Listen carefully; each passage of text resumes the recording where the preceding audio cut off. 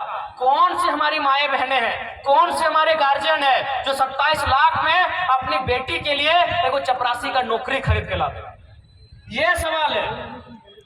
कौन सी हमारी दीदी है जो 27 लाख रुपया खर्चा करके अपने बेटे को एक दरोगा बनाएंगे? है हिम्मत क्या?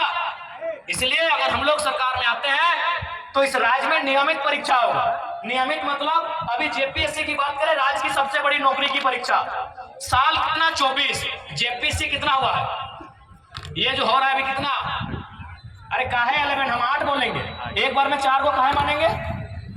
मतलब 6 के बाद 7, 8, 9, 10 आप बोल दिए दिन को। वो कहते हैं ना कि राजा ने कहा रात है, मंत्री ने कहा रात है, संतरी ने कहा रात है, रानी ने कहा रात है, जनता ने भी कहा रात है, जबकि ये सुबह सुबह की बात है। तो आपने कह दिया 11 जेपीएससी मान लेंगे। क्यों मानेंगे? 6 जेपीएससी, 7, 8, 9, 10, 4 बार में आप 1 जेपीएससी लिए, एक टर्म में 4 हो, अभी 252 सीट से क्यों मानेंगे? 1200 सीट देते हम मानते, 1200 सीट देते हम मानते। इसीलिए 7 और ये 8 जेपीएससी, साल कितना 24, यानी एक साल में 1 जेपीएससी होना चाहिए। क्या गलत बोल रहे हैं? जेपीएससी का मतलब क्या है? पढ़े लिखे नौजवान बताएं। एक साल में 1 जेपीएससी।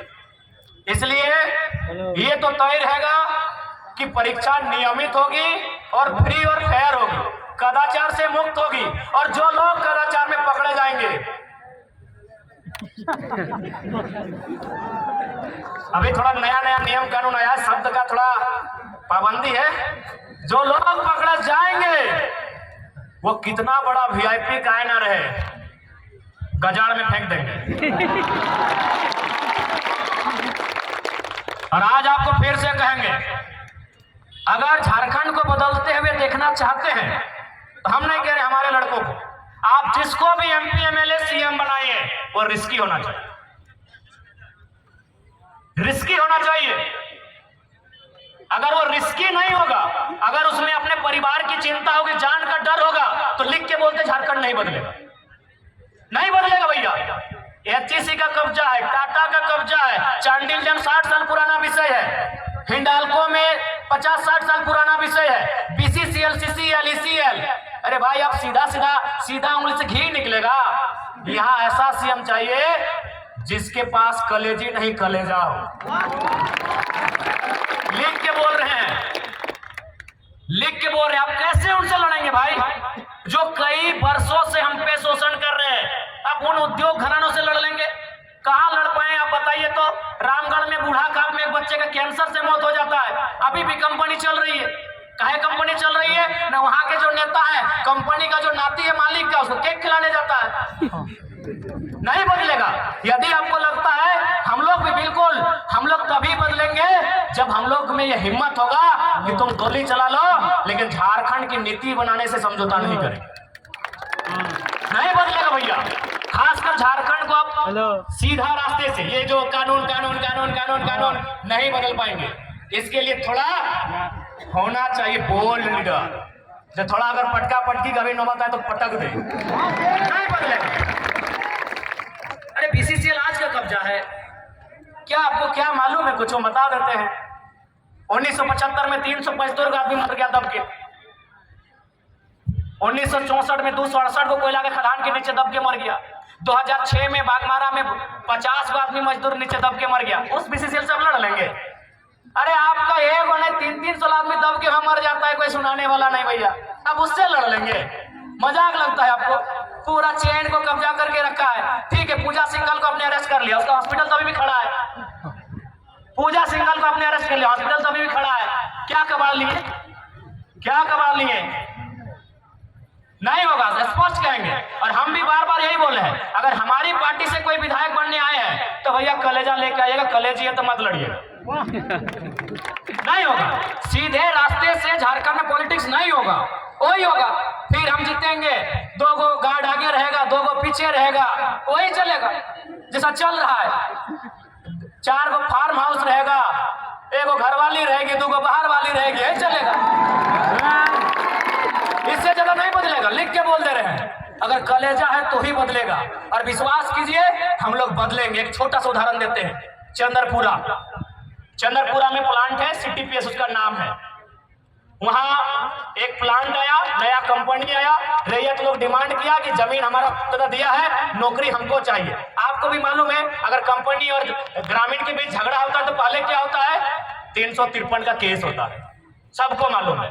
यदि झारखंड के लोग जमीन के बदले नौकरी मांगे तो पहले पुलिस जाती है और 353 का केस होता है। वहां भी यही हुआ, लेकिन वहां एक काम नया हुआ। क्या हुआ पता है? मैनेजर ने कहा कि ठीक है 21 लड़कों पे केस किए हैं, अभी केस को होल्ड कीजिए, 4 तारीख को वोट का रिजल्ट आएगा, अगर जयराम महतो एमपी बन के आया तो केस वापस कर लीजिएगा, नहीं तो बवाल कर देगा। ये फेक नहीं रहे, पता कर लीजिएगा, चंदनपुरा का प्लांट सामने है, बोकारो जिला में पड़ता है। और जैसे ही हम 4 तारीख को चुनाव का रिजल्ट आया, चुनाव में हमारी हार हुई, केस 5 तारीख को तेनुघाट ट्रांसफर हो गया। बदलने आया है, मौका तो दीजिए ना। चुनाव लड़े थे तो हालत खराब था कि नहीं अभी केस मत बढ़ाइए, जयराम महतो जीत गया तो पता नहीं क्या करेगा। रामगढ़ में 2 फैक्ट्री है, बोलिएगा तो मजदूर लोग को लाके आपके सामने भाषण भी दिला देंगे। उनको बोला कि आप जाइए गिरिडीह लोकसभा, जबकि उन्होंने कहा कि नहीं सर हम लोग तो हजारीबाग लोकसभा के हैं, हमारा वोट भी हो गया है, क्योंकि हजारीबाग में 20 तारीख को वोटिंग था। हमारे नेता संजय जी भी आए हैं।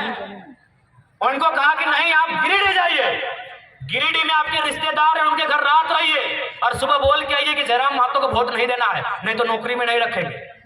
कंपनी वाला लोग बोला काहे मालूम है न, उनको भी मालूम है कि जीतेगा गिरिडीह से, लेकिन हुड़का जब हजारीबाग में भी आके कर सकता है, ये जिगर रखता है। तो देखिए स्पष्ट कहेंगे, ये जो सिस्टम चल रहा है, इस सिस्टम से ना राज बदलेगा ना राज्य की तकदीर बदलेगी। इस सिस्टम में जब तक निर्मल जैसे नेता नहीं आएंगे, इस राज्य को नहीं बदल सकते हैं आप, नहीं बदल सकते। अब वो आपको तय करना है, वो आपको तय करना है, ये राज्य आपका है। हमने अपने 2 साल का एक्सपीरियंस आपको कहा, बकायदा हमने कोयलांचल और कोल्हान में क्या काम मालूम है, हमने कोयलांचल और कोल्हान में तो वोट देने का बात ही नहीं किया। हम बोले नहीं हम लोग यहाँ तो विधायक संसद बनने का बात ही नहीं करेंगे। हमने कोल्हान और कोयलांचल में एक ही लाइन कहा कि आप हम तो हमारे 2 नहीं, तीसरे बच्चे को पैदा कीजिए, एगो को डॉक्टर बनाइए, एगो को वकील बनाइए, लेकिन तीसरा को बिरसा और निर्मल की तरह तैयार कीजिए, नहीं तो आने वाला दिन कोई आपकी नहीं सुनेगा। ये बात हमने क्यों कहा मालूम है? आप भी कहेंगे पढ़ा लिखा लड़का अब ऐसा बोलते हैं। हमने ये बात तब कहा जब धनबाद जिला के पूर्व डीसी ने, डीसी यानी जिला का सर्वोच्च पदाधिकारी, उसने क्या कहा मालूम है? कालीचरण महतो नाम का एक आदमी जो भोली गांव का रहने वाला है, उसका जमीन जबरदस्ती कोई कब्जा कर रहा था। वो शिकायत लेके गया डीसी के जनता दरबार में। बताइए डीसी का क्या भर्सन था मालूम है? सुन के आप चौंक जाएंगे। डीसी ने कहा अरे तुम लोग का तो बहुत जमीन है, 2-4 एकड़ कोई ले लिया तो क्या हुआ, डीसी का बाप का जमीन था भाई। तब हमने मजबूरी में कहा कि कोयलांचल वालों, कोल्हान वालों, जब डीसी आपकी नहीं सुन रहा है, एसपी आपकी नहीं सुन रहा है, एलआरडीसी आपकी सुन नहीं रहा है, तो कौन बचाएगा? कौन बचाएगा आपको?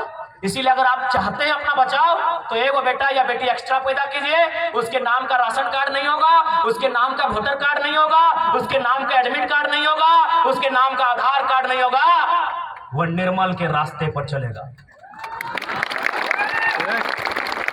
हो सके आपको सुनने में मजाक लगता हो, लेकिन आप ही बताइए ना दीदी, डीसी नहीं बोला कि हम नहीं मदद कर पाएंगे, जमीन उसका छीन लिया, डीसी मदद नहीं कर पाया, डिप्टी कमिश्नर, डिप्टी कलेक्टर, जो भी बोलिए, एक जिला का सर्वे सर्वा मदद नहीं कर पाया, तो कौन आपकी मदद करेगा? बीडीओ सीओ का हैसियत है भाई, एक डीसी आपकी मदद नहीं कर पाया। ये जीता जागता उदाहरण, कुछ महीनों का उदाहरण दे रहे हैं, तो सोचिए सालों से कितना हमारा कत्ल हुआ है, सालों से हमारे साथ कितना बेईमानी हुआ, एक डीसी हमारी मदद नहीं कर पाया। तब हमने ये बयान दिया कि तीसरे बच्चे को जन्म दीजिए, एगो को डॉक्टर, वकील जो बनाना है बनाइए, इंजीनियर बनाना है बनाइए, लेकिन एगो को तो भाई निर्मल महतो के रास्ते पे चलने बोलिए।